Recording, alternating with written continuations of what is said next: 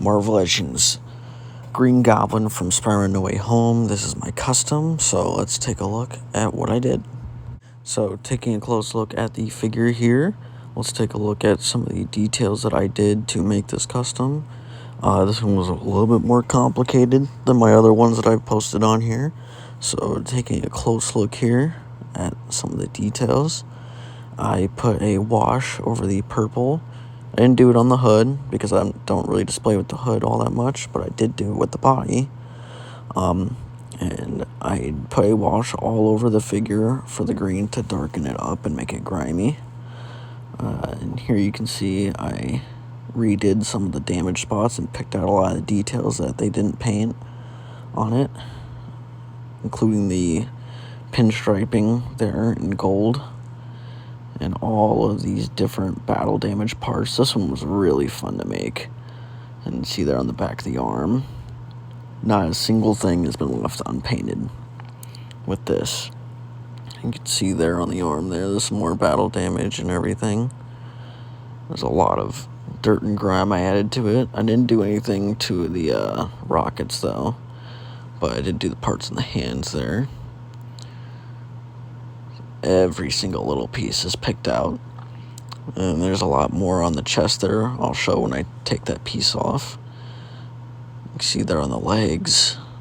There's some damage there on the legs.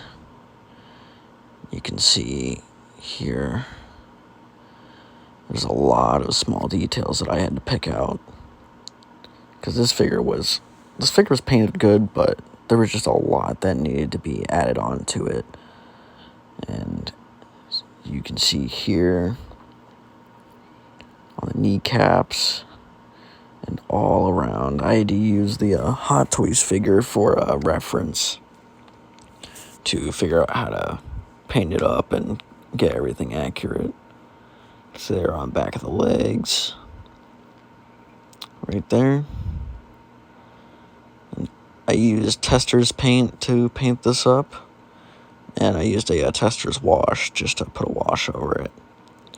There are some things I didn't paint that I chose not to paint, which is maybe some of the straps, because I couldn't find any reference for some of the straps and how they should be painted. But you can see there, even underneath the belt, everything is all painted. And yeah, so that is a majority of what I did, just to make the figure look a little bit better than it is. And he's kind of hard to stand, but we'll get him situated there, and let's take a closer look. So let's get started with articulation. So first off, the head with the hood on can go down about that far. And with the hood on, I can look up about that far. It does have some side to side.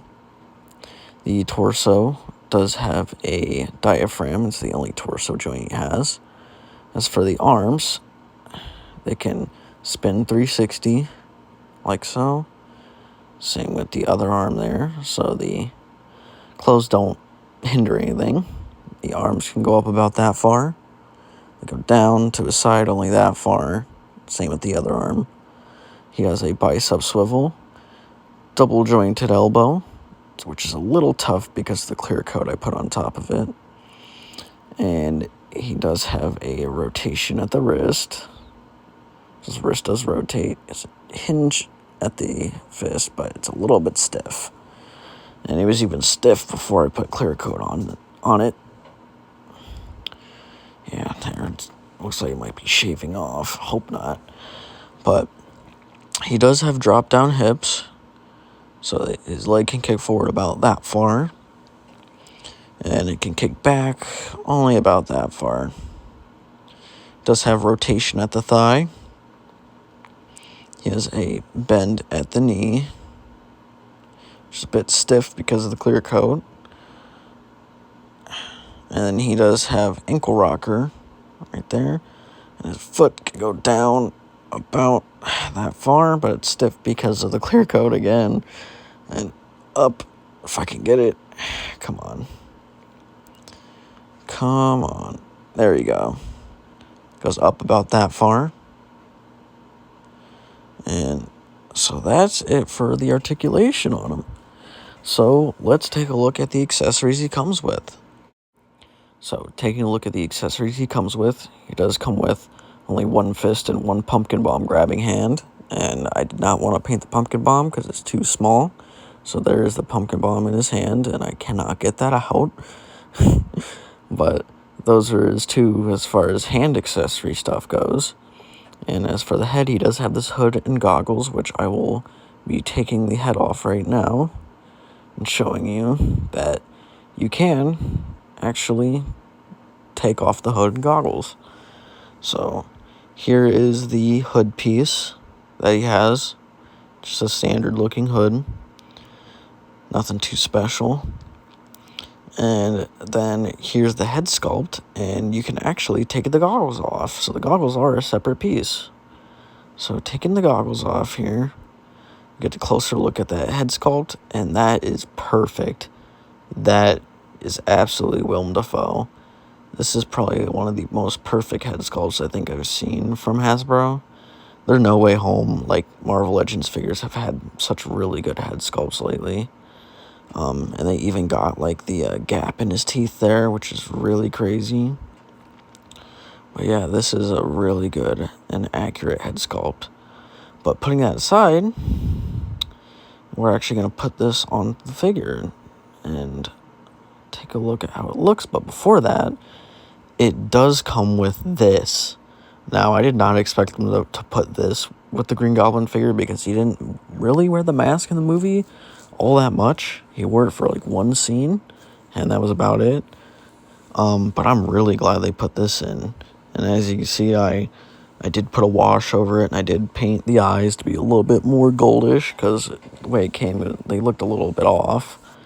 So I made sure it was painted a little bit nicer, a little more accurate, and this head sculpt on the body just looks really good. So getting that head on there, look how nice that looks. And this is how I have my Green Goblin displayed, just because that mask is just so close to home. Like, this is the mask I remember. Now, it is a little bit unsightly because you can see the skin tone neck there, but honestly, I don't really mind it that much. But with this head on, you can look up about that far, look down about that far, and it does have side to side. But taking this head off and putting back on the Norman head, this head sculpt looks really good on the body too. It's almost difficult. I don't really know how I want to display it.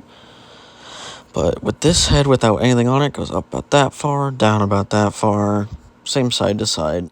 So not too much more. But you can actually take this part off. So with that part off, taking a look at the details I painted underneath, because even though I am going to keep that purple part on, I still want to make sure the figure's fully painted. So you can see there on the sides, I painted those parts up there, and even more stuff on top of the chest, using the same techniques in black wash and such. Same with that side, and including the back, right there. So, and having it look like this with the Green Goblin helmet on, it looks pretty close to what the original Sam Raimi Green Goblin looked like. But yeah, so like, I'm glad that you have that option to do that if you want. It's not completely one-to-one, but close. Just when you thought it was done with accessories, getting that purple piece of clothing back on, let's take a look at his last accessory, which is the most important accessory. I'm afraid they wouldn't have added, but here it is. The glider. Now this thing is crazy. I did not know if they were going to add this or not, because it's going to be so big, and it is big. So you can see here I painted it up with the silver on the silver parts, and these parts I didn't paint because the paint would probably scratch off. But you can see I tried to chrome out those spiked front parts, but I painted most of them silver. Those green details were there on the stock figure, but I painted in chrome, put a wash over it, made it look all dirty and grimy, but it came out looking really good, almost as close to the Hot Toys version that I got. But taking a look at the bottom, I didn't really do much to the bottom. to be honest, because, well, I was mainly just focusing on the top, but I did most of the parts for the bottom. Like, I did the struts there, and those green parts that were painted were there on the stock figure. But I did paint most of it to make it look as accurate as possible. And with these parts, they rotate there, and they rotate a little bit on that hinge there, and the glider portions can splay out like that, and if you want, you can have it further down like that, so it's a little more spread apart, like so. So this thing does have some articulation, and you can have it farther up. These parts all like move and everything, but I like to keep mine in the base kind of looking position. If I can get it back in there, sometimes a little finicky because it's on ratchets. So if I can get it back there, that looks like it's about it. Yeah, there we go. Yeah, so I like to keep mine in that position because it just looks, the most natural looking. And as you can see, there is a piece on the bottom of it there, and that is for the included stand. So you do get a stand with the glider, and I'm going to show you how that works here. So there's a part that you put into the bottom, and you can have it kind of flying high, or you could have it kind of flying like a little bit low to the ground, but not too low. And then you can also have it flying really low to the ground, kind of something like that. So getting some size comparisons here. Here he is next to the Toby figure, which I did a review of today. So that's how he looks up next to Toby. They look pretty good together.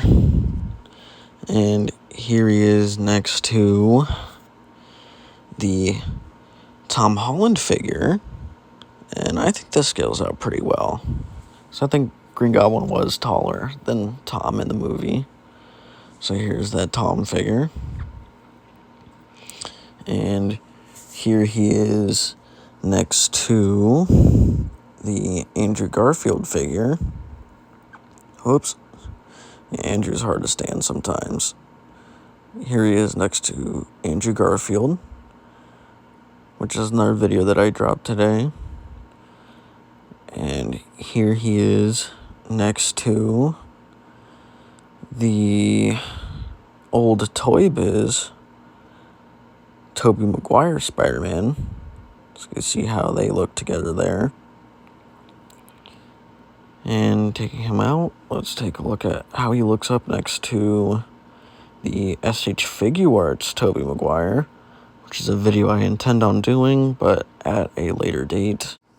And just for a Goblin comparison, here he is next to the original Toy Biz Green Goblin.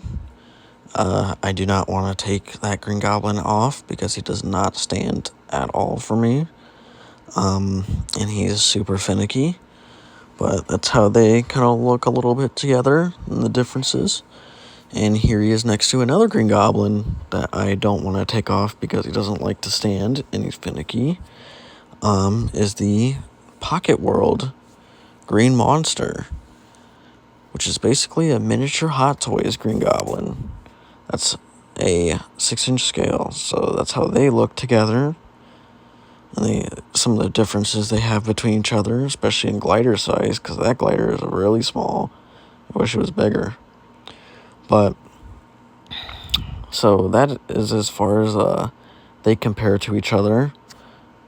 So, some final thoughts on this Marvel Legends Green Goblin, the figure on its own, and then my custom work.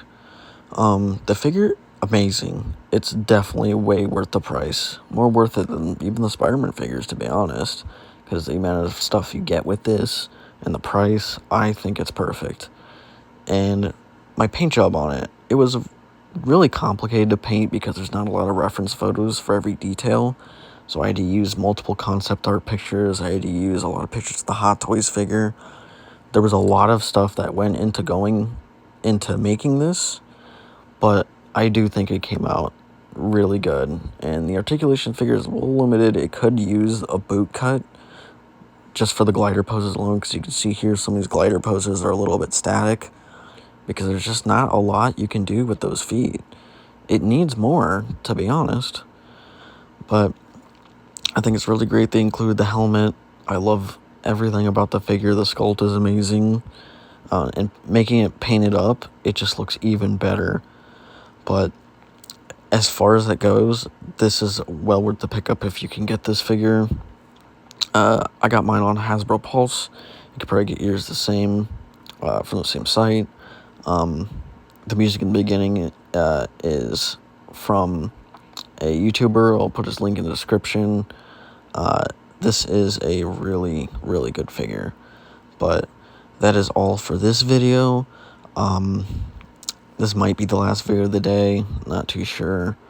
Probably gonna pump out a few more. If you have any questions about materials used to paint this figure up, or what I did, just leave it in the comments below. Make sure to like and subscribe, and I'll catch you in the next video.